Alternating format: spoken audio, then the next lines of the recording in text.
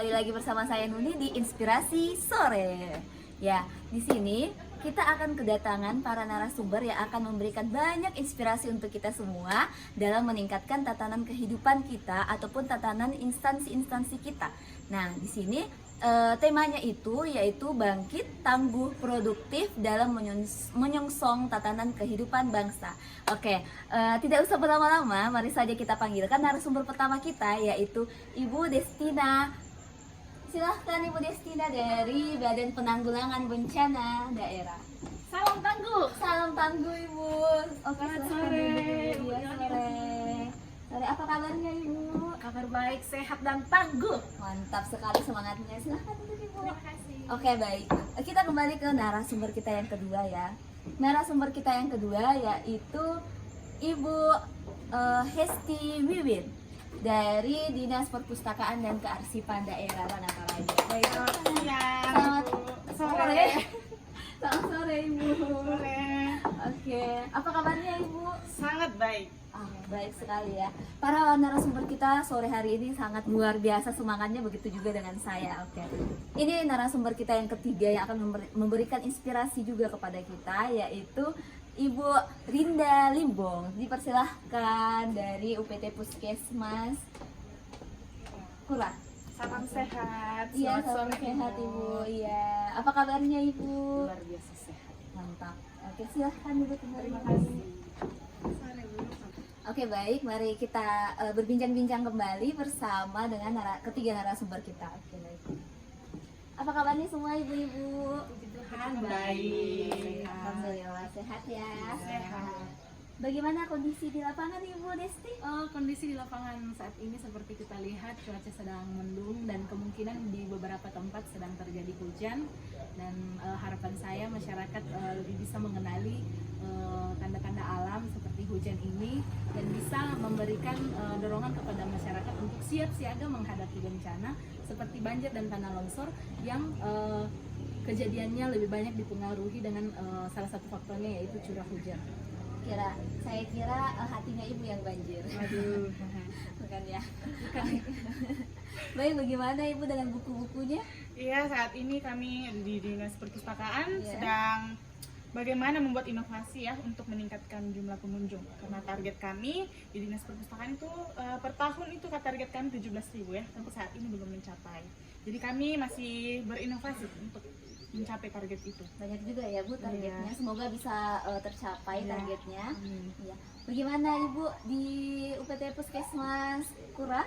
Ya, keadaan di Puskesmas Kurah saat ini dalam pelayanannya seperti info kami bahwa kami harus selalu siaga di dalam melakukan pelayanan, dan juga kami harus selalu prima dalam memberikan pelayanan kesehatan. Untuk itu kami harus selalu berinovasi dari hari ke hari untuk memberikan pelayanan yang lebih baik lagi untuk masyarakat. Oke, baik. Di sini kita akan berdiskusi Bu atau memberikan inspirasi kepada penonton-penonton setia kita di Inspirasi Sore ini. Ya, di sini saya mau tanya sih, kalau dari Puskesmas Kurah sendiri atau dari Ibu Rinda, apa sih yang diimpikan dari suatu puskesmas itu, bagaimana atau apa yang harus diwujudkan di instansi atau UPT Puskesmas Kurah tersebut? Ya, terima kasih Ibu Nuni. Jadi menurut saya di era milenial ini ya, kita harus berinovasi dengan melihat perubahan-perubahan yang terjadi. Nah, kebetulan di puskesmas saya selama ini belum ada inovasi yang terkait dengan penggunaan media digital. Jadi kami berfokus kepada inovasi terkait dengan media itu. Salah satunya dengan penyebar luasan informasi melalui desain pamflet yang akan kami sebar, baik itu lewat Facebook maupun lewat WhatsApp. Jadi setiap ada kegiatan yang akan dilakukan oleh instansi kami bisa menyebarkan informasi melalui penyebaran pamflet tersebut agar penyebarannya lebih cepat dan lebih mudah untuk sampai kepada masyarakat. Baik, kan kebetulan Ibu di bagian promosi kesehatan ya, Iya. Ibu ya. Nah, terus apa sih kondisi yang ada di masyarakat atau kondisi yang ada di lapangan, permasalahan yang ada di lapangan sehingga Ibu ingin menciptakan situasi atau inovasi yang tadi dijelaskan? Iya, jadi terkadang penyebaran informasi itu penyebarannya tidak merata seperti itu. Jadi ada yang mengetahui seperti contohnya jadwal posyandu. Ada beberapa orang yang memiliki balita yang tidak datang ke posyandu karena tidak tahu jadwalnya. Seperti itu bisa jadi penyebabnya mereka lupa atau memang betul-betul tidak ada informasi sama sekali yang disampaikan kepada mereka. Nah, kalau misalnya kita bisa melakukan penyebaran informasi lewat media, setidaknya ketika mereka memfollow akun kita atau tergabung dalam grup WhatsApp kita, mereka bisa lihat, oh ternyata ada jadwal untuk posyandu di tanggal sekian di desa saya, seperti itu, Ibu. Jadi lebih ke penyebarluasan informasinya supaya lebih efektif dan efisien. Wah, luar biasa sekali. Kita tepuk tangan dulu dong. Semoga apa inovasi yang tadi disampaikan dapat memecahkan masalah yang terjadi di UPD Puskesmas Kuraya. Iya. Bagaimana nih tentang bencana? Bencana. Iya. Bencana bisa terjadi kapanpun, dimanapun tanpa bisa kita prediksi. Oh, iya betul. Jadi, Kayak hati ya, Bu. ya seperti hati ya. Kalau boleh tahu apa sih kondisi masyarakat atau di lingkungan Ibu bekerja saat ini yang menjadi problematik yang harus menciptakan suatu inovasi? Untuk di instansi sendiri belum tersedianya peta rawan bencana, dan kebetulan saya orangnya dari teknik, saya inginnya meningkatkan skill saya dalam pembuatan peta lewat software ArcGIS. Dengan demikian saya bisa membuat peta daerah rawan bencana yang nantinya akan menolong tidak hanya di dinas di Badan Penanggulangan Bencana Daerah, tetapi juga bisa dibagikan kepada dinas-dinas lain. Contohnya bisa diberikan kepada Dinas Lingkungan Hidup, supaya misalnya terjadi kejadian bencana nih, Dinas Lingkungan Hidup bisa melihat seberapa parah lingkungan yang rusak, atau bisa diberikan kepada dinas PRKP, perumahan dan pemukiman. Di situ mereka bisa melihat di mana kawasan yang rawan longsor, apakah di situ pemukimannya aman, seperti itu, Bu.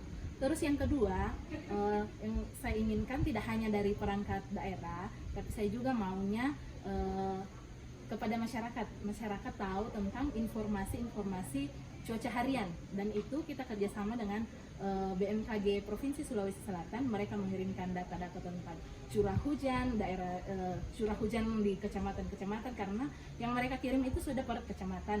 Jadi dengan adanya informasi dari BMKG, kami dari BPBD bisa membagikannya kepada masyarakat lewat media sosial. Nah, ini yang menjadi inovasi saya di Badan Penanggulangan Bencana Daerah untuk membuatkan akun media sosial seperti Facebook, Instagram. Dengan begitu bisa menyebarkan informasi cuaca harian kepada masyarakat.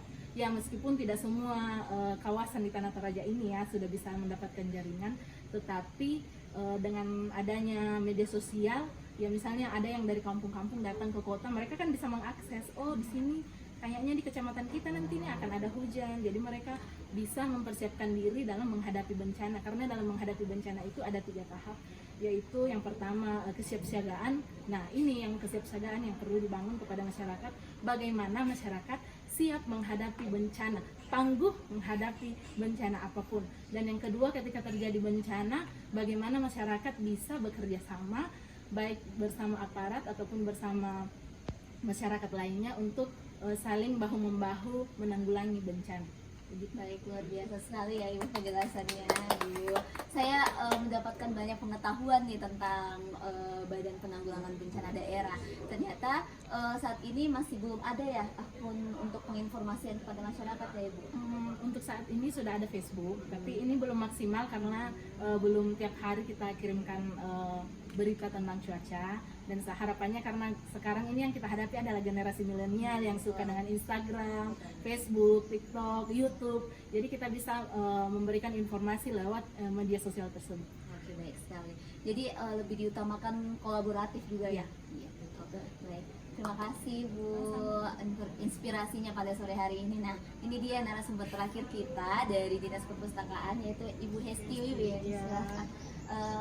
Yang ingin saya tanyakan Ibu ya, tadi kan Ibu jelaskan tingkat target untuk pencapaian di perpustakaan itu sekitar 17.000 ya Ibu ya.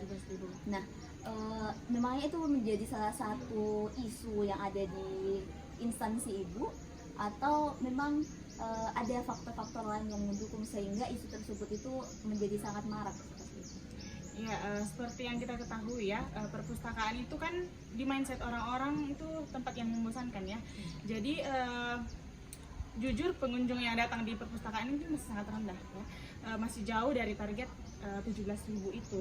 Jadi saat ini seperti Ibu Rinda dan Ibu Destina, kami saat ini ingin membuat inovasi melalui pembuatan video ya. Kami ingin menguploadnya di sosial media karena seperti yang kita ketahui, anak-anak muda zaman sekarang itu sangat marak menggunakan sosial media. Jadi kami ingin membuat video perkenalan mengenai kantor kami, mulai dari perkenalan bahwa di dinas perpustakaan itu bukan hanya tentang membaca buku, tetapi saat ini kami memiliki pojok baca digital ya. Jadi jika kita malas membaca buku, kita bisa membaca e-book. Sudah disediakan komputer-komputer untuk yang ingin mengakses apapun itu. Kemudian dikenal juga di kantor kami itu namanya literasi berbasis inklusi sosial ya, dimana itu kita bisa belajar make up. Bahkan saat ini kami sudah berinovasi membuat Sarabaya minuman Toraja itu dalam versi bubuknya, seperti itu. Oke, baik. Berarti di perpustakaan ini sebenarnya bukan hanya kita datang, duduk, baca buku atau mengerjakan sesuatu atau mengerjakan tugas, tapi kita bisa melakukan inovasi-inovasi atau kegiatan lainnya. Iya, betul sekali. Berarti dengan datang kita ke perpustakaan, kita bukan hanya membaca buku saja ya. Iya. Seperti kata-kata orang sih, kalau kita rajin membaca buku berarti kita kutu buku. Gitu ya. Enggak ya. Jadi kita membaca bisa banyak tahu. Ya, iya betul sekali, membaca banyak tahu. Berarti kita bisa melakukan hal-hal positif lain di perpustakaan. Iya, seperti yang saya katakan tadi, kita bisa mengembangkan potensi yang ada dari diri kita. Kami akan melakukan banyak inovasi-inovasi dari literasi berbasis inklusi sosial tersebut untuk menggali kemampuan-kemampuan yang ada di masyarakat. Terus yang saya ingin tanyakan, di sini pelatihan atau pelatih yang didatangkan untuk membantu khusus make up ataupun kegiatan-kegiatan yang lain di perpustakaan itu didatangkan secara oleh ahlinya atau memang masyarakat yang ingin membantu di sekitar perpustakaan? Ya, itu untuk pelatihnya kami mendatangkan orang yang profesional ya, terkhususnya. Oke, baik Ibu, berarti kita datang ke perpustakaan bukan hanya untuk membaca saja, tapi melainkan kita bisa mendapatkan pengetahuan lain ya, Iya. atau menambah skill kita ya. Iya. Pengembangan yang ada di diri kita dipacu ya, untuk mengembangkan masyarakat yang ada di sini. Karena kan kata orang biasanya tuh kalau orang yang sering datang ke perpus itu dikatakan kutu buku di zaman yang milenial seperti ini, ya kan? Betul bagaimana Ibu? Ya, betul sekali. Berarti kan bisa dong ke perpustakaan untuk cari referensi tentang kebencanaan. Bisa sekali ya. Kami punya banyak referensi buku mengenai bencana alam, mengenai kesehatan. Kami punya banyak referensi, baik itu bentuk buku atau e-book dari pojok baca digital yang bisa diakses. Berarti informasi yang kita dapatkan juga dari dinas perpustakaan, artinya di dinas perpustakaan itu bukan hanya menyediakan buku, tetapi dia juga menyediakan buku secara digital, atau bagi orang-orang yang malas membuka buku bisa membaca buku melalui komputer ya Ibu? Iya, melalui komputer. Seperti itu. Oke, pertanyaan terakhir mungkin ya Ibu ya. Iya. Saya tanyakan, apa sih harapan dari terwujudnya inovasi-inovasi yang saat ini Ibu rancang ke depannya dalam menyelesaikan isu-isu masalah yang tadi Ibu jelaskan? Mungkin dari Ibu Rinda dulu bagaimana? Ya, jadi harapan saya sebagai tenaga kesehatan yaitu bahwa semoga dengan adanya inovasi ini maka pelayanan kami ini bisa jadi lebih baik di tengah-tengah masyarakat dan memiliki dampak yang lebih besar juga dan bisa menjangkau seluruh masyarakat luas yang ada di daerah kerja kami, seperti itu. Baik, Ya, terima itu kasih saja dari Ibu saya, Rinda. Ibu. Ya, Iya. sama-sama. Bagaimana kalau Ibu Hesti? Ya, melalui inovasi ini saya berharap jumlah pengunjung di perpustakaan itu meningkat ya. Ingat, anak-anak muda ke perpustakaan itu tidak norak, malahan kita menambah ilmu begitu ya. Karena ada pepatah, buku adalah jendela dunia ya. Jadi rajin-rajinlah ke perpustakaan, menambah ilmu, menambah wawasan untuk memberikan, menjadikan sumber daya manusia kita menjadi lebih berkualitas lagi. Luar biasa, tepuk tangan dulu. Itu motivasi yang sangat bagus untuk anak-anak muda zaman sekarang ya, yang hanya membaca di HP saja, Instagram, Facebook, atau nonton film YouTube. Ternyata kita juga bisa membaca buku melalui digital. Ya, Seperti betul itu. sekali ya. Oke, bagaimana dengan Ibu Bencana? Iya, harapannya setelah kami bisa memberikan membagikan informasi lewat akun media sosial Badan Penanggulangan Bencana Daerah. Harapannya masyarakat bisa lebih memahami, lebih peka terhadap keadaan alam dengan cuaca, misalnya curah hujan hari ini tinggi, ya perlu masyarakat lebih meningkatkan kewaspadaannya, lebih mempersiapkan diri dalam menghadapi bencana itu sendiri. Pokoknya harapannya masyarakat boleh jadi masyarakat yang tangguh menghadapi bencana. Luar biasa. Oke. Jadi pesannya tadi sudah dijelaskan ya, bahwasanya kita dalam memberikan inovasi ataupun dalam pemecahan masalah itu harus sesuai dengan masalah yang ada di instansi kita masing-masing. Di sini kan kita bisa melihat bahwasanya ada 3 instansi yang berbeda dengan inovasi atau pemecahan masalah yang berbeda pula dengan target sasaran yang berbeda. Jadi selagi kita masih mampu untuk meningkatkan kreativitas kita, inovatif kita, maka kita harus lebih kompeten lagi, lebih agresif lagi untuk memajukan instansi kita seperti itu. Iya, betul lebih smart sekali. Betul sekali. Oke, itulah tadi perbincangan sore kita dengan ibu-ibu cantik yang ada di tengah-tengah saya ini. Ya, terima kasih atas kesediaan waktunya. Sama-sama, Ibu. Ibu. Terima kasih, Ibu. Semoga kita sehat selalu dan apa yang kita rencanakan ini dapat terrealisasikan dan masyarakat mendapatkan manfaat dari semuanya. Oke. Cukup sekian inspirasi sore kita pada sore hari ini. Saya ucapkan dadah, assalamualaikum. Amazing!